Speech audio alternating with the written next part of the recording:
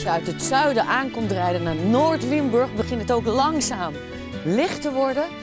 Dit is de varkenshouderij van Lucas Morre. We gaan een hele dag met hem optrekken en alles meemaken. Niet alleen zijn bedrijf, maar ook wie hij is en waarom hij doet wat hij doet. Ik weet van Lucas dat hij sinds 1,5 jaar de liefde van zijn leven heeft gevonden, waarmee hij hier op deze boerderij, die ooit van zijn vader was, verder wil groeien en zich verder wil gaan ontwikkelen. Nou, we gaan kijken waar die uithangt. Geen toegang eerst melden, dat is allemaal heel officieel, hè? We gaan gewoon even gillen. Lucas! Lucas!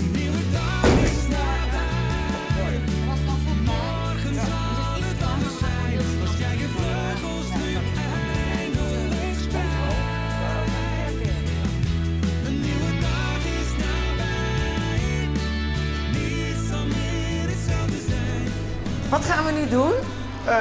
We gaan eerst de kraamzeugen voeren. Er zijn er een paar die gewicht hebben, dus die moeten we in de mandjes gaan doen. De graanzeugen? Kraamzeugen. Kraam? Dit zijn de kraamafdelingen. Hier worden de biggetjes geboren. En hier gaan we dadelijk ook spenen. Maar we gaan ze eerst even voeren, want daar beginnen we 's morgens wel mee natuurlijk. Een hele goede morgen. Oh, kijk nou, wat schattig. Kijk, die is net begonnen. Daar liggen de eerste biggetjes langs. Oh, maar dit wil ik zien, want dat heb ik nog nooit meegemaakt. Dus voor de eerste keer als we gaan moeder gaat eten, dan doen we de biggetjes even in een apart vakje. Maar gaan er nog meer uitkomen? Dat hoop ik wel, ja.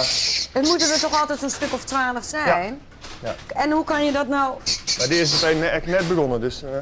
En ik ga het gewoon tussendoor even eten. Ja, die gaat deze toevallig wel. Jongen. Alsof het de gewoonste zaak van de wereld is. 16, 17, 17. 18. Nou, dat is een feestje, 18. Ja, Dat is een goede vangst. dat is een goede koppel. Proficiat, vader. Hoe vaak word je dan die vader, man? Een keer of 14 per week. Nou, we doen de eerste keer dat als ze de moeder opzet, nadat ze geboren zien, doen ze allemaal in het mandje. Dan hebben ze goed geteld. Dan hebben ze gekeken, hebben ze allemaal enkel vast gehad. Kijken of ze allemaal goed gezond zien. Dan kan de moeder even rustig eten. En dan weten de biggen ook van, de volgende keer als moeder opstaat, kunnen we best onder de lamp gaan liggen. Daar is het lekker warm, daar is het 30 graden onder de lamp. Er zit vloerverwarming onder de dingen, dus die hebben een heerlijk paradijsje daar. Ja. En de volgende keer als moeder opstaat, dan denken ze, we gaan daar liggen, dat is het lekkerste.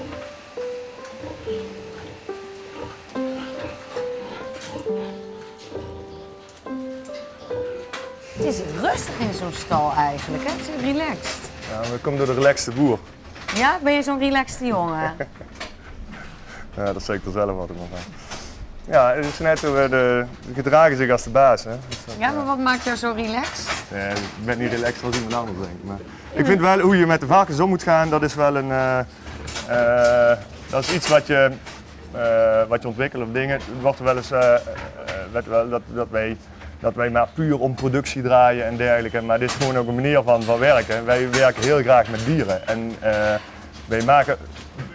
wij doen ook juist dat ze zo goed mogelijk voelen. Want als je een goede productie wilt halen, dan zul je heel goed voor je dieren moeten zorgen. En dat kunnen niet als je maar wat doet en maar wat met de voeten zit werken of dergelijke. Je moet gewoon goed met de beesten omgaan. Ja, dus en dan krijg je een goede productie. Ja, ook wat zeggen, met liefde ben je Ja. je bent met dieren bezig, dat die dierenproductie zijn, ja, dat is nogal wiedes, want Ja. jij wil ook je boterham Ja. smeren aan. Het zijn uiteindelijk productiedieren, Ja, maar het zien wel, je moet gewoon... hou je van ze? Ik wel, ja. Ja? Ik vind het een prachtig beroep. Ondanks dat we af en toe niks verdienen of maar in een hoek geschoven worden als milieuvervuilers of dergelijke. Wat we eigenlijk niet zien, want we maken eigenlijk een pracht product. Want iedereen vindt het wel lekker als het maar op het bordje ligt.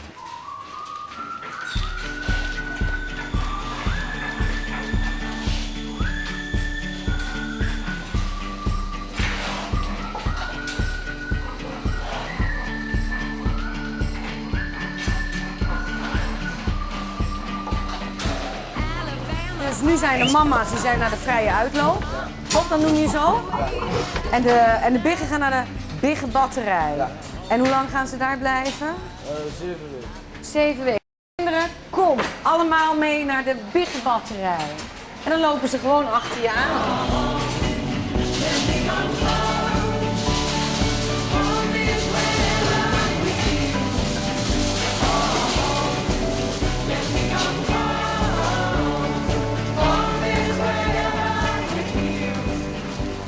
Moet je niet gedag zeggen? Heb ik net al gedaan. Heb ik niet gemerkt. Dit is ook een bijzonder moment voor jou, want dat is Ja. de eerste stap in de grote wereld. Dat is voor hun de eerste stap in de grote wereld. Jongens, tot straks. Ja. En wat gaan Ja, wij doen? dat is elke week weer een emotioneel moment. Heb je een zakdoekje bij je? Oh schat, jij krijgt straks een kop koffie van me. Ja? Ja.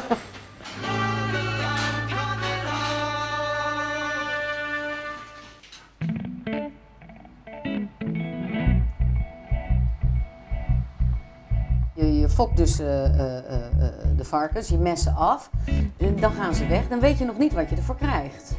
Op het moment dat ze weggaan, heb je een vaste prijs per week. En Per week, iedere week elke hoor je week de wordt de prijs. prijs vastgesteld Ja. en daar werd eigenlijk ook wat de opbrengsprijs is. Maar ja, of die nou hoog of laag is, dat kunnen we eigenlijk weinig aan sturen, want we moeten elke week afleveren. Je kunt niet zeggen van, deze week is de prijs niet goed, we laten ze nog maar een week liggen of we laten ze nog 3 weken liggen. Iemand heeft ooit bepaald dat varken dan klaar is, hoe zeg je dat, slachtklaar, op 120 kilo. Klopt dat? Maar waarom kan het geen 130 of 140 kilo zijn? Nou, de slachterijen zijn helemaal ingesteld op die slaglijnen dat er een varken aan hangt van 120 kilo. Als ze opeens veel ambitieus worden weer, dan kunnen die slaglijnen dat helemaal niet aan. En het is puur de consument vraagt. Ja. De burger willen hier veel eisen stellen, maar dan zou de consument ervoor moeten betalen. En dat is eigenlijk dezelfde, alleen de consument en de burger, dat zijn 2 hele verschillende mensen. Want als de consument naar de winkel gaat, dan kijkt hij toch gewoon, oh, daar ligt het goedkoopste lapje en dat pakken we. She said, hello mister, pleased to meet you. I wanna hold her, I wanna kiss her. Heel romantisch volgens mij. Heb je Mieke in je bootje verleid? Ja, ongeveer wel. Ja? Dat, Hoe ging dat dan ongeveer? Nou, dat is wel de eerste plekje waar ik ze eigenlijk meegenomen heb toen ze de eerste dag kwamen. Want dit is wel, ja... Hier kun je mee scoren, hè? Iets veel romantischer. Dit hebben de mensen niet achter het huis liggen. Dit is prachtig. Ja. Maar voordat je Mieke hier verleidde, Ja. ben je eens even een flinke vrijbuiter geweest, denk ik, Ja. of niet? Want je bent heel lang vrijgezel geweest. Ja, ik heb wel een paar keer een jaar gevrijd of zo, maar dan dat ik het ook uitmaakte van, ik kan dat nog niet. Ik vond het vrijgezellenleven vind ik echt prachtig geweest. Ja. Ik was ook super trots dat ik Oost vier. We hebben een uitnodiging met een groot feest gehouden, dat ik na een hardnekkig vrijgezellenbestaan eindelijk Oost ben geworden en dat groot gevierd moest worden hier in de Wat feestboerderij. betekent dat dan voor jou? Nu dat je dan toch... Je was dan wel kritisch. Mieke moet wel heel speciaal zijn. Ja, is ook wel. Dus dat is ook zeker. Waar heb je hem ontmoet? Nou, het was eigenlijk heel grappig. Het was eigenlijk meer een soort blind date. Oh? Een zus van hem, die ken ik via. En zijn jongste zusje. En toen zijn we dus, toen we een keer een avond op stap gingen, zei ik tegen haar van, oh ja, ik ben nog wel zoekende naar een leuke man. Toen zegt ze van, ja, mijn broer is nog vrijgezel. En die heeft varkens, dus het zou mooi bij elkaar passen. Ik zeg, nou... Hoezo zou dat nou mooi bij elkaar? Je hebt varkens, alsof dat heel logisch is. Nou, Wilde jij varkens? Nee, nou niet per definitie, maar... Wilde je Lucas of wilde je die Ja, nee, ik wilde Lucas uiteraard, maar ja, ik weet wel hoe het op een boerderij eraan toe gaat, omdat ik zelf in mijn dagelijks leven daar ook heel veel mee in aanraking kom. En, ja. Hoe zie jij dit leven voor je? Want jij vertrekt dan iedere dag naar kantoor, naar werk. Mhm. Maar er gaan natuurlijk kindjes komen. Ja, misschien wel ooit. Ik ben pas 26, ja, dus mijn biologische klok tikt nog even. Ja, maar hij is 37, hij heeft er wel zin Ja, in, hoor. ja, oké. Hij zei, hij is er wel klaar voor, dat kan ik je vertellen. Misschien moeten we dat dan even beter afstemmen. Ja. Nou, we gaan in ieder geval vandaag even verder met een schnitzel eigenlijk, toch? Ja, ik was eigenlijk van plan om vanavond gevulde schnitzels te maken.